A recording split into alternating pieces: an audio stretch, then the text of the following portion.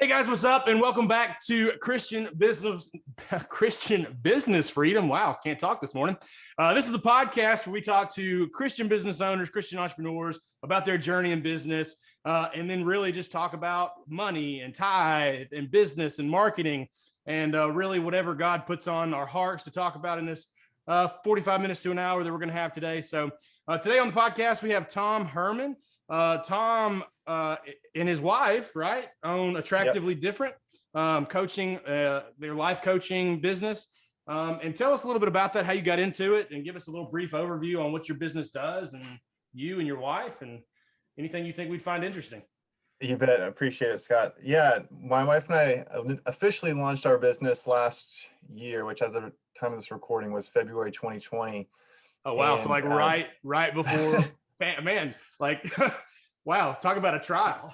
we took the plunge right before COVID happened, as far as like everything shutting down. So we left my corporate job, but we can get into that. But it was really just felt like it was the time and prompting from the Spirit to get into that. To kind of set some background, I have 10 plus years of experience in the financial services industry, worked for big companies like Fidelity Investments, Edward Jones, managed some teams.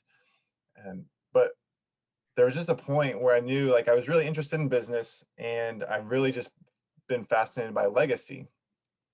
And there was a time in my career at Fidelity where I was leading a team of about 20, 25 people, and I had like created this, I don't know what it was, like a Microsoft Excel spreadsheet that helped other managers like help write annual reviews, right? Where a lot of it's the same thing, and you can kind of plug and play, like here's a positive review, like here are the things that they're doing well, here's a person. And I had this realization that was like, okay, anything that I create is property of Fidelity. Like I can't actually like pass anything down. Like I could be compensated well, right? But anything that I create here isn't mine. Like I don't own anything. And there was this like realization of what I'm building in my career, I'm actually building for somebody else. It's like, what if I could build for my family? And I met a friend at the time, or who's a business partner now in another business, but he kept saying, I want my ceiling to be my children's floor. And so it really got me thinking about legacy. And then at that same time, so all these things were kind of happening. This was maybe, I don't know, 2017 timeframe. This was just prompting on my heart. It's like someone else asked me a question of like, what do you want your family to be known for 200 years from now? So all these things, these components of legacy, right? Where it's like what I'm creating in my life is building somebody else's legacy, building their business, right? Fidelity at the time. This idea of my ceiling being my kid's floor. It's like, what does that really look like? How can I maximize my ceiling to launch them off as far as they can go? I've got 4 boys under the age of 8 right now. And then this idea of like, what do I want the Hermann family name to be known for 200 years from now? And all these things were kind of swirling. And so I had this idea where it's like, I'm going to write a personal mission statement. I needed some type of filter, some type of lens to look through to like factor, okay, what I'm doing in life, is this going towards that greater purpose? Is this going towards that legacy that I want to create? Because if not, then I don't need to do it. But if it is, then like full steam ahead type of thing. So this was, like I said, 2017 timeframe. And I took like a couple months to write this personal mission statement. And I'll connect this back to how coaching got started, but this was just kind of like the genesis of it. And I came up with this mission statement where it's like, I wanted it to be usable. I didn't want it to be like this 3-page or 3-paragraph thing that's like, well, here's this, it looks pretty on the wall, but like, I want it to be something that I can actually tangibly, like I said, I want it to be a filter. And after a couple months, like I was just praying through it and working through it, like what really resonates with me, I came to this personal mission statement of, I want to help people overcome fear and confusion to help them live rich, purposeful lives that are attractively different. So it's like, that's where the name Attractively Different kind of originated from. So I had this lens. It's like, I want to help people overcome fear and confusion and live rich, purposeful lives that are attractively different. I could do that while I was working at Fidelity, as helping representatives like be the best employee they could be, as you know, helping other people. I've always kind of been affirmed in like skill sets of wisdom and being able to see things that maybe people don't see, and kind of ask really strong, really good questions to uncover some ideas and some thoughts. And September 2019, my wife, she started the process of becoming a certified life coach. And that was cool. I could see the impact that she was making in people's lives. She's working with moms in general, kind of overcome stress and anxiety. And if you can change the way you think, you can change the results that you're getting, because it's just all our results start from a thought that we have, which creates a feeling, and the feeling actually creates the action. So if you're excited and energized about something, you're probably gonna go do it. If you feel feel guilty or shameful, it's like you usually try to move away from those emotions. And so I was seeing her help people get these results, and it was like, it hit me. It's like, this is exactly what my personal mission statement is. Like, she's helping people overcome fear and confusion, helping them enrich their lives, helping them have more purpose. And it was like, wow, like, this is in line with exactly what I said I want my life to be about. So your wife is living out your mission statement. right. And it's something we kind of adopted as a family. And so in February 2020, I had done a lot of personal development, personal growth, and was just interested in business and marketing. And I was like, what if we grew your life coaching business, like, and kind of taking that step as an entrepreneur to like building something of our own, as opposed to me like creating things for other companies or businesses like that I was working in full time. And so we prayed about it. And yeah, February felt like that was the time that we needed to step away from the corporate world. So we did. And the idea that I was going to be kind of like the business operations, help market her coaching business. And about halfway through the year, it was like halfway through 2020, I was like, man, I need to like, I have a gifting for this. I see this way I've been affirmed in like these giftings. So it's like, I also became a certified life coach and have been helping people like pursue their purpose, their God-given assignment, and kind of unravel this programming that we have from society. It's like, here's what safety looks like. Safety means you have benefits. Safety means that you have a paycheck every 2 weeks. But in order to get those things, what do you have to give up? And Yeah, for I sure. think Freedom. I think what you're giving up is what God created for us to like walk in and step in and serve other people and use our unique talents. Yeah, so I just want to pause right there. I know we want to go into what your business does and sort of the lives that you've impacted and changed, but what does attractively different mean to you? Like, when you think of an attractively different life, like, what do you see? So what is your idea behind that? Yeah, so what originated that to like get put into this mission statement, right? Because that was the lens and filter. It was, I'd known a lot of believers, and in particular, I had one friend where she was a believer and her parents weren't necessarily interested, and they would keep saying things like, well, I'm glad that works for you, honey. And it's like, you read in the book of Acts, the disciples are described as people, like the apostles are described as people who are turning the world upside down. It's like, you read about like when Paul and Silas are in jail and like the jailman is like gonna go kill himself, and it's like, no, like, don't, stop. And it's like, he's like, tell me anything you have. Like, there was this attractively different thing, attractively different life that people were like, I need to have that regardless. And I like, you're drawn to it. It's magnetic. And what I was seeing it from other believers, it was like, I'm glad that works for you, but I'm not drawn to it. So it's different, but it's super attractive. It's super magnetic. Yeah, so I see this in people all the time. Well, not all the time, but every once in a while I'll meet somebody, and just without them saying a word, just their presence, I can tell like that person has Jesus in their heart. Like, it's Yeah. just, there's something about there's a certain group of people who just are so in love with Jesus that without even talking to them, without even saying anything, they found their mission in life, and you can just tell they walk and carry themselves in a way that you know that they have Jesus in their heart. Like, and it's something Absolutely. that I've strived for a long time. So Absolutely. Yeah. So it's just this idea of, and it can come with a lot of different things, but it's just something of like, okay, I want what they have.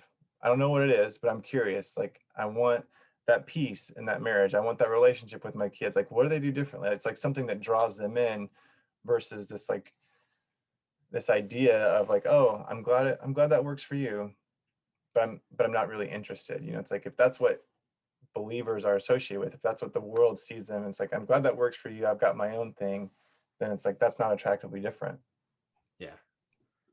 yeah, that's awesome.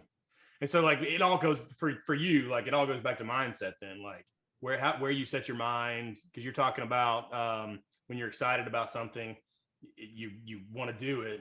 When something bores it's mind-numbingly boring, it feels like the biggest, even if it's a small task, if it's boring, it seems like a uphill battle. So how important is mindset in your coaching? Yeah, it's huge. So, when the Bible talks about renewing your mind, it's like transformation comes with renewing your mind, right? Because there's this cycle that happens. So Romans 12:2 says to not conform to the patterns of this world, but be transformed by the renewing of your mind. Then you'll be able to test and prove God's will, his good, pleasing, perfect will. Well, when you look at how the mind works, and when you kind of understand how it's working, our circumstances are really truly just objective. And I can share a story about this, but our experience that we have in life and the exposure that we have towards others through other people, like they kind of create our thoughts and beliefs on what we have about these objective circumstances. So when we have a thought about that circumstance, what we're making it believe to us, well, that creates a certain feeling, right? And the feeling is just like an energy that you have in your body. So when you feel excited, when you feel enthused, when you feel energized, that's one type of like energy in your body, versus when you feel shame, guilt, like that's more like heavy. That's more of like, I need to like hide away or cover. I want to withdraw. And those feelings, once again, it's just cycle. It produces our actions. So like I said, when you feel heavy, um, when you feel like you're burdened, it's like you don't want to go do something, right? Versus feeling like, man, I feel light, feel energized. I'm ready to go take action. And when you take action, or when you don't take action, those produce their own results, right? And so if you're feeling heavy, burdened, and you choose not to take action, well, what results get produced? It kind of proves the thought that you had originally that created this, and it creates a downward cycle. Versus when you're energized and you are excited about something, you go take that action and you start seeing results, it produces like an upward cycle. And so an example that I have personally, last year, so my wife and I and our kids, we were eating at In-N-Out Burger, right? And this was during COVID, after it kind of opened up.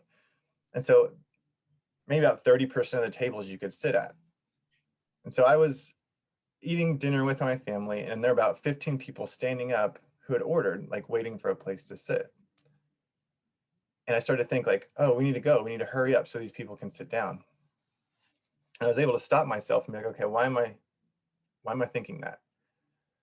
And when I realized, oh, the thought is that these people probably think that we're better than them since we're eating here.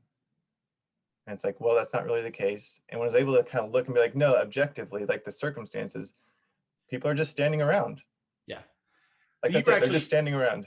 The thought process that you were in was taking your ability to enjoy your meal with your family, because you were so concerned about what other people were thinking, as opposed to living in the moment and enjoying. Right.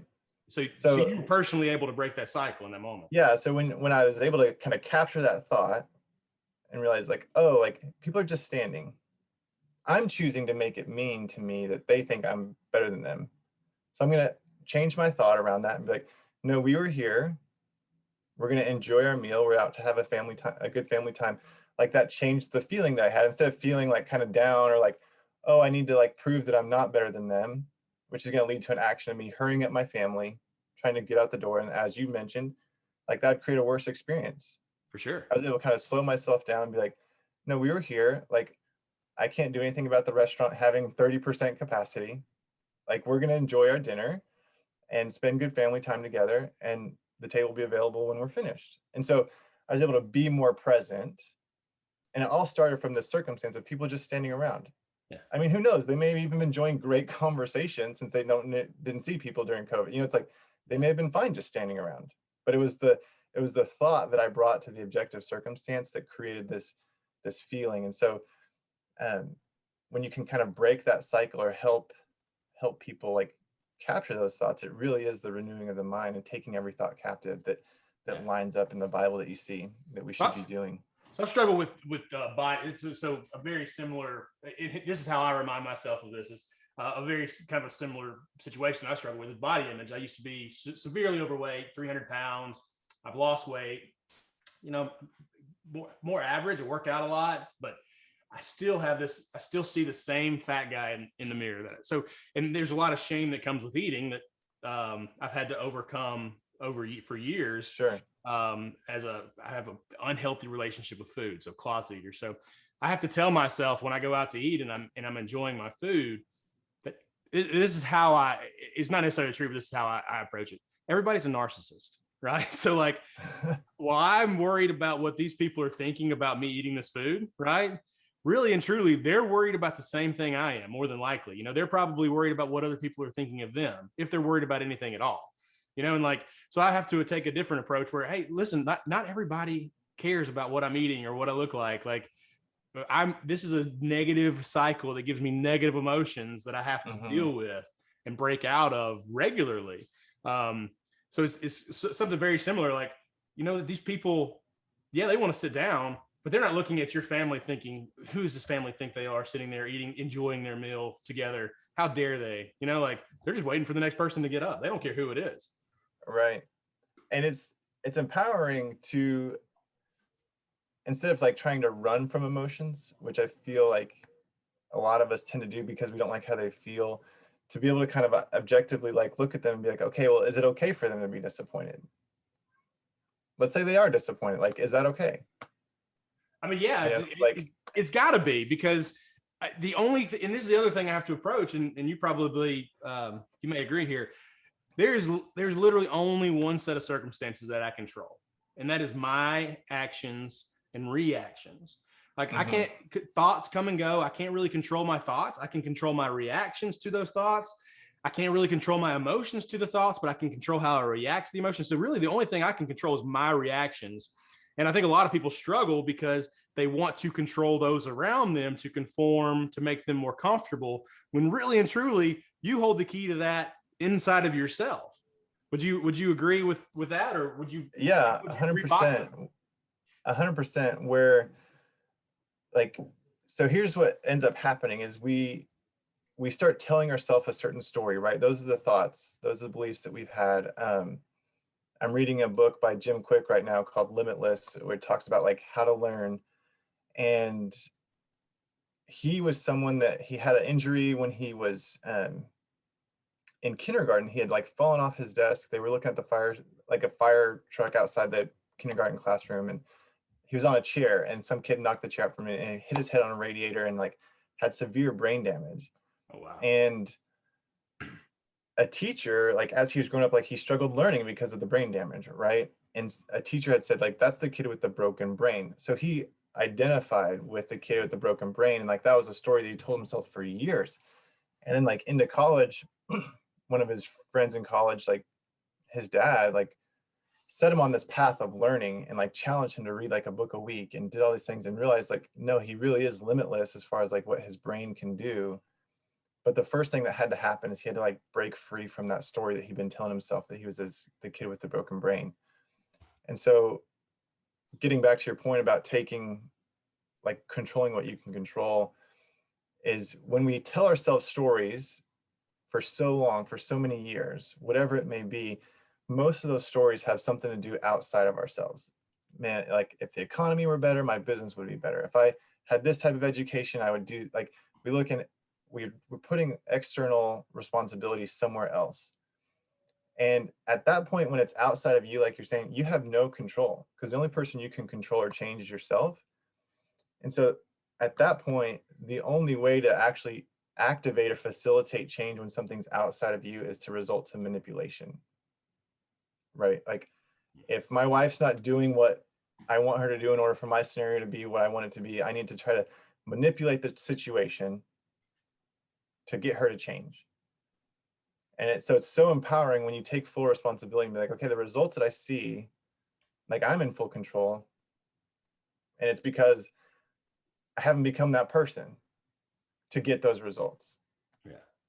And when you take full responsibility, that's super empowering, because you know that you can change you. Hey, if it's my fault, I can change. Exactly. So taking that full responsibility allows you to set boundaries where boundaries need to be set, It allows you to go do and actually change and go through that transformation process and really become limitless. Like kind of that book's like where anything is possible. But if you're waiting for scenarios to change, it's like it just leads to this place where the only way you can then facilitate change is manipulate things. And a lot of times that turns out to be people, which leads to frustration, broken relationships, a lot of things that we don't want. Yeah, for sure. And I'm sure there's people listening who have experienced this in their own lives. And it's really hard to accept personal responsibility because I love learning about mindset. And I love learning about how the human brain works. My degree is in criminology, which is how and why criminals commit crimes, right? Like the psychology behind criminals. And so I've expanded on that, and it all comes down, even in criminals, but what we're talking about here today is the inability to accept responsibility all comes down to ego, right? Which is from what I've understand is our mind is going to justify whatever we say to hold up our ego, right? So like, if it's not my fault, it's my wife's fault, right? I'm going to find the circumstances that point to it being my wife's fault. Whereas when I can accept personal responsibility, I say, no, like, let's look at what I've done. Let's look at the actions that I've taken. It's really hard to do because our ego doesn't like it. Would you, would you agree with that? Yeah. And I think it all comes down to, like, I use the word programming a lot in the sense of like because like if the way I would approach that with a client is to ask the question, like, what are you making that mean to you? And so taking full responsibility, like if it's not their fault, like what are they making it mean to them if it were their fault? So then that's probably the thought of like, I'm a bad husband, I'm a bad dad, I'm doing this. So if it's someone else's fault, it's okay. Like that's our brain kind of protecting us and justifying like, well, if it's my wife's fault, then that means that I'm not a bad husband or not as bad a husband. Yeah. And so it's like we assign these like negative meanings of what this says about us versus realizing like, no, all that can be changed. And when you're kind of identifying like where did that come from, then it like once again releases that burden of whatever's coming from like that thing that we're resisting. I don't want to be a bad husband. I don't want to be a bad dad. I don't want to be, if I fail at business, what does that say about me as a person? Well, it means that maybe it means I'm dumb, or maybe it means I'm not equipped to be successful, or I'm insignificant. All these things, we assign labels to these things. And it's like, well, what if you just got really curious about that thought? Like, is it 100% true that you are insignificant? Is it 100% true that you're a bad husband? All these different things. And when you realize, no, it's not. Yeah. And there's a lot of evidence in your life to kind of produce, or to kind of say to the contrary, like you realize like, no, we can build on that. We can build on what evidence is there. And that's where you start having like, you're just creating a new belief towards what you want. But it's like when we continually tell ourselves over and over and over and over again that whatever that story is, that we start to believe it, and then it ingrains the thing that we don't want to happen, that I'm going to be a bad husband, or a lot of things can be connected to it. But yeah, speaking in absolutes, like this is one thing that I've had to really work on, is speaking in absolutes. So like, you always do this, you always do that. You know what? I am a bad husband. I am a bad father. I'm really bad at eating what I, know I'm not supposed to eat, or man, I can never ever resist pizza, whatever it is, whatever personal struggle is going with, right? Like you're speaking in this absolute, and there's nothing in this world that's absolute except for the love of Jesus Christ, right? Like you're not, even if you were the worst husband in the world, we could probably still find some places where you were a good husband, right? Like even if you're the worst parent in the world, I could probably find an instance where you were a good parent. And so instead of focusing on the negative, finding the positive and saying, well, no, I am a good husband. Like our pastor actually gave a sermon on this yesterday. You are not what you do, right? Like you are not your actions. Like, so he was talking yesterday about how he talked to his kids. And so like when his kids do something bad, he doesn't tell them they're a bad kid. He says, hey, what you did was bad, but you're a good kid. Like you are a good person. You're a leader. You are this, you're this, you're this, telling them what they are, which is a good person, a child of God, but then identifying the action. You are not your action. You are this. And that I love, that's what I try to do with my kids as well. Like I've met parents who are always tell their, man, you're such a bad kid. And the kid is really bad, you know, like, and it's all the time. It's almost like they're living up to the label that their parents are giving them. Right. And what's interesting is when you look at believers and like in the church, it's like, yes, we are sinners coming, you know, and we need a savior, which is why Jesus had to come and die for us. Yet once we have that salvation, once we've received it, it's like God views us as he views Jesus. You know, so like if you're a believer and you're saying like, I'm just a wretched sinner, it's like, no, God doesn't see you that way. Like you're covered by the blood of Jesus. Like you're seen as righteous. God could not imagine a universe. This is how important you are. I like to remind, I said this on the last episode, I think. This is how important you are. God could not imagine the universe without you existing in it. He handpicked you and created you out of infinite possibilities. You are so important. God could not imagine this universe existing without you. Right. And when you look at what God created, everything he created to succeed, right? Like the sun shines, birds fly, the grass grows, the wind blows. Like everything he created to succeed.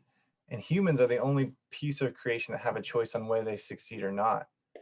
And so it's like when God created you, like he created you to succeed. He wants you to succeed. And it's like as you come to Jesus, like you have a new identity. You're a new creation. The Bible says you're a new creation. And so when we walk around continuing to tell ourselves that we're a wretched sinner, it's like that's religion.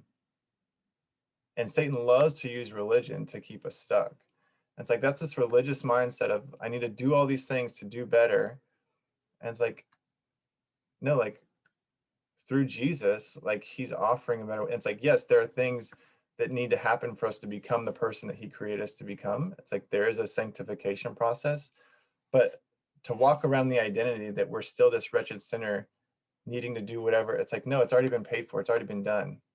Like, yeah, you're an heir. Like you're like I can't remember what verse is, but it's like you're literally sitting at the right hand of the throne right now with Jesus. Like that's how God sees you. Like this is your inheritance. And so there's a lot of like identity issues of if Satan wants us to identify more with a slave than as a son.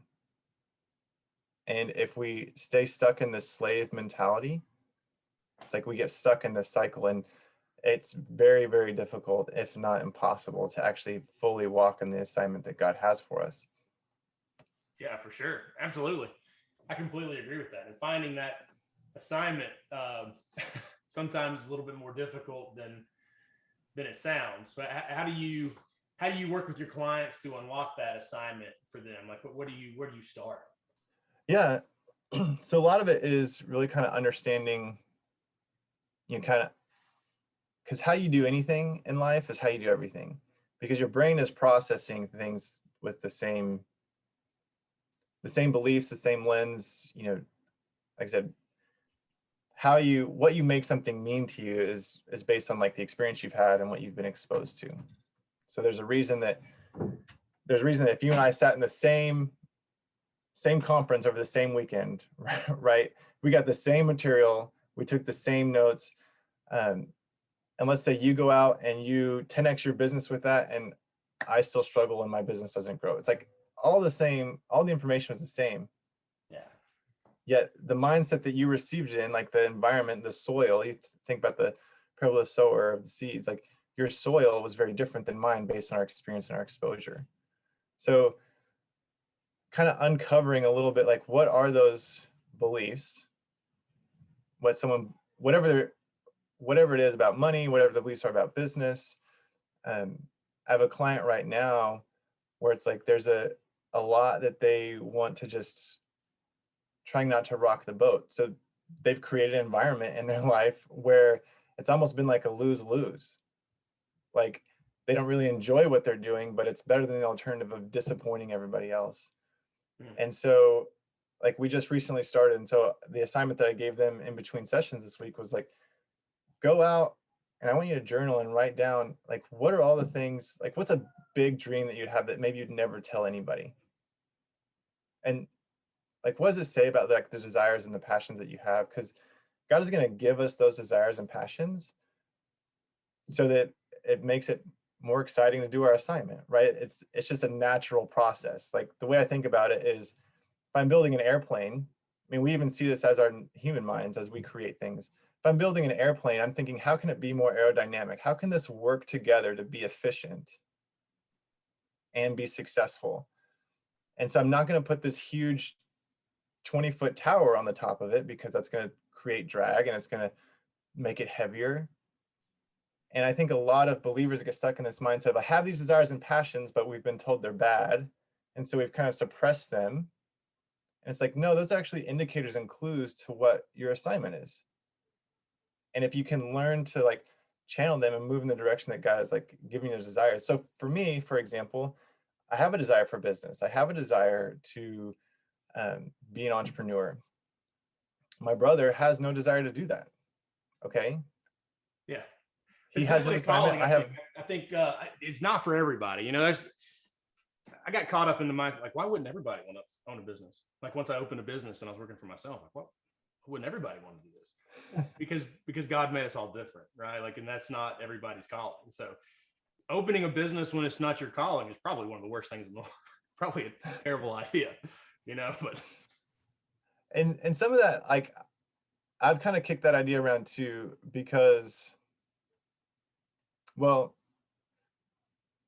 when I look at the verse in Ephesians that talks about redeeming the time, and it says, because the days are evil. When I like looked up those individual words, like the word redeem is a word that we have. No, sorry, redeem means to like buy back or to like rescue from loss. And when I looked up time, it was this Greek word that had no English equivalent. Like it's not succession of minutes. It meant like opportunity. And so that was interesting to me. It's like, okay, so we're called to like rescue from loss or buy back from loss this opportunity. And then it was like, the days are evil. What does that mean? I looked through the word evil in the Greek and like, I saw the root word of evil was like strife or like full of striving.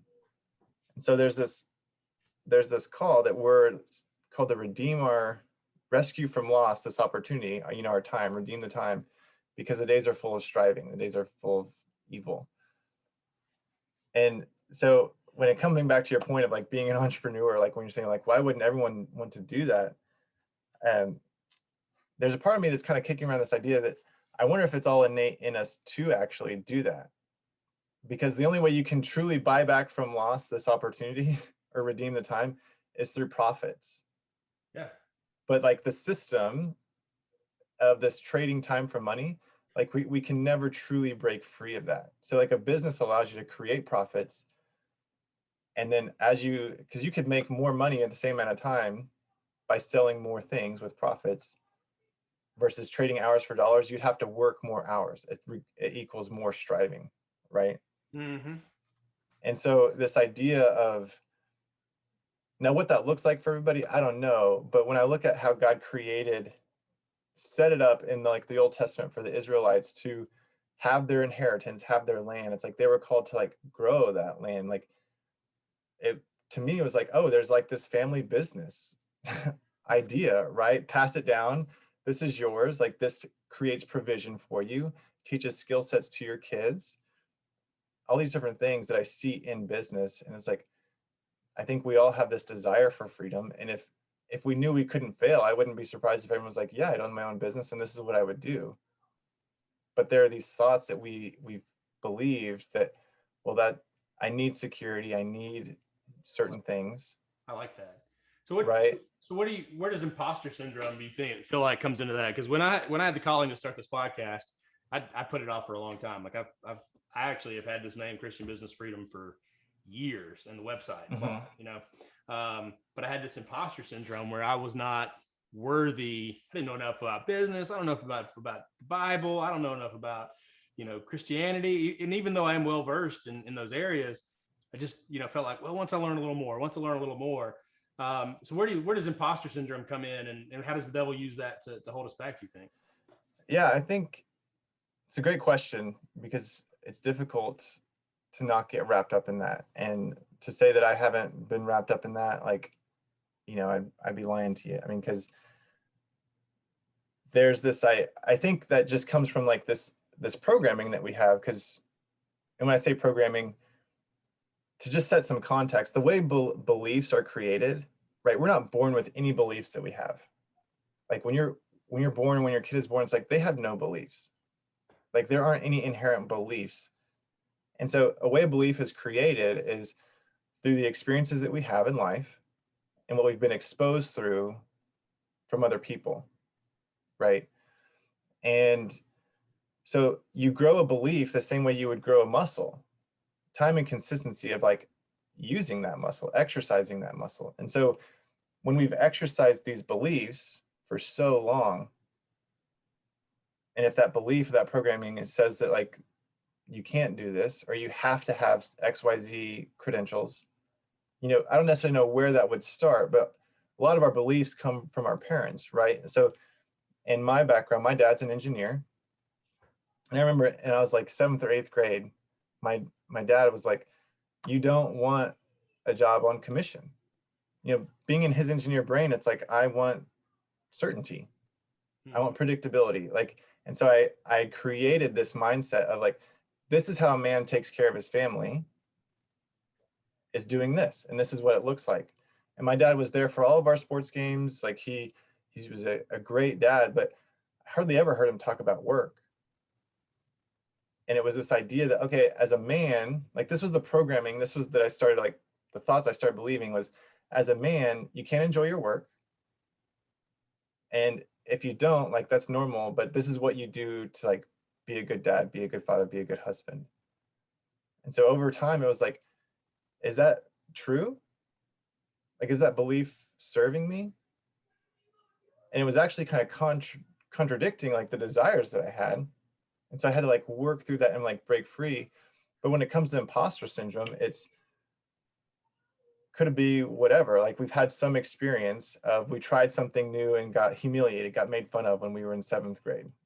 Okay, so I needed to have all my ducks in a row, or maybe the exposure that we have is a parent who wants you to be safe. They have your best intentions in mind, but it's like, no, this is what you need to do. This is what you need to do. This is what you need to do. And so we now have these beliefs that we've been rehearsing for years and years and years, and they just flare up when you're trying to like break free of that and trying to actually do something that goes against I don't say goes against your experience and exposure, but where you just have minimal experience and exposure in, right? Like if you don't have experience running a podcast and you don't have exposure to a lot of people who've done a successful podcast launch, it's going to be more difficult to create a belief in that area that you can do that when all your experience and exposure is saying like, no, you have to have X amount of years in business. Your revenue needs to be this. You need to have mentored all these people to have qualified to do it. And so we're like, the devil's just being like, see, you're not qualified. You're fake. It's not going to work. Yeah. And yeah, no, I definitely agree with that. And I definitely see that. And how I had to, just for people listening, how I finally had to get over that was, this podcast isn't about me. Like I'm not here to highlight myself and my accomplishments or failures. I'm here to talk about the people who are there, like you, Tom, like you're out changing lives and pointing them in the right direction. So, in opening I'm a former gym owner. And when I opened my gym, I had, same struggles. Where I, like, man, do I know enough about fitness to be teaching other people? And then looking back now, the number of lives that were changed forever just through God, by God, through the business that He called me to start. I see that every day. I see those lives that have been changed every day. They're friends of mine on Facebook, and I see them continuing in their fitness journeys, even though now the gym's closed, which some people would consider a failure, having to close a business after COVID. I don't consider it a failure because I see the successes that business had. And it's just the time my calling in that business was over at that point, and the lives that I had changed had gone on. So, yeah. And one thing I'd say too is some of that imposter syndrome, as I've worked through my own thoughts and dealing with it, is I get more focused on it being about me than me just like fulfilling the role and the assignment that God has for me. So if I know that God is going to fund his assignments, like if we look at it from a boss employee relationship, if my boss is sending me to go do this, then I need to go do it, right? Because if I neglect to do it, then it's like I'm an unfaithful employee. Like I've used the analogy before. It's like if my boss gives me $100,000 to run a project, and I'm like, well, I didn't want to spend the money because that's a lot of money. Would I be unfaithful or faithful when it's like, this is what I wanted you to go accomplish, and here's the money I gave you to go accomplish it? Like, sorry, I'm going to fire you and go have someone else who's actually going to do the work I'm calling you to do. And so for me, it's like, okay, if I'm just looking at it as in like, I'm doing God's assignment and this is what he has me for, like, then I need to spend the money. I need to do what he's prompting me to do. Like, even when it feels scary, because if not, then I'm falling more in the category of being this employee that's neglecting to do it. And like, he's going to go find his assignment, find someone else who's going to fulfill that assignment. So I think that imposter syndrome, we get focused on like, am I capable to do this? Realizing like, no, like my authority has sent me to do this and he believes I can do this and will qualify me to do this. And you know, like when you get promoted and like start something new, there's always like that awkward phase of just figuring it out and you feel like insignificant, like unqualified. It's like, yes, you feel that way, but the person who hired you in that role knows you're capable, right? Yeah. So I've seen the capabilities, and there's always a learning curve. If you know, like every job I've ever had is always started out where I felt like, how in the world am I ever going to do this? You know, like learn, and then 6-8 months rolls by and you're doing things that you didn't think you could ever do, and you're doing them without thinking them now. Like the repetitions have gotten you there. Right. Which we see that in the talent, or the parable of the talents. It's like God gave, or the person of God in the story gave 5, 3, and 1 talent. The person with 5 and 3 multiplied it. They doubled it, right? That became 5, it turned to 10, 3 became 6. And so it's like they were given a 10 talent assignment, but they only started with 5. They had to grow into the other 5. And it's like the person who got 1, who buried it, they were called unfaithful. So it's like, it's part of the course for God to give us an assignment that is actually bigger than what it looks like right now, and for us to grow into it. Yeah, no, I definitely feel that. And, a former Army guy here, the Army kind of teaches you the don't think about it, just do it. Because when you think about it, you think about all the things that could possibly happen, right? Like, and those thoughts are going to create emotions, which are going to cause you to delay, which are going to cause you to the mission to fail. And so totally. when you're in that sort of mindset of don't think about it, just do it. Like when God has called you to do something, you can't think about the things that could happen, because God has a promise that he's going to take care of us. Now, does that mean that you're not going to lose your house along the way or have to skip a couple mortgage payments? Maybe. Like, I think any entrepreneur, any business owner, or a lot could say that, there's times where just wonder where that next house payment is going to come from. And it seems like God always finds a way to provide when you lean in and you trust that. Absolutely. There's a testing of our faithfulness, right? When I talked about producing perseverance, God he's not tempting. He doesn't tempt with evil, but I do think it talks about it in 1st or 2nd Timothy, like there's a testing to see, like, I don't use the word worthiness, but like the quality, like, are we able to like take on a bigger assignment, a bigger mission, right? Like the reason you would crash a car is to like test to make sure it's safe. Like everything is going to be tested.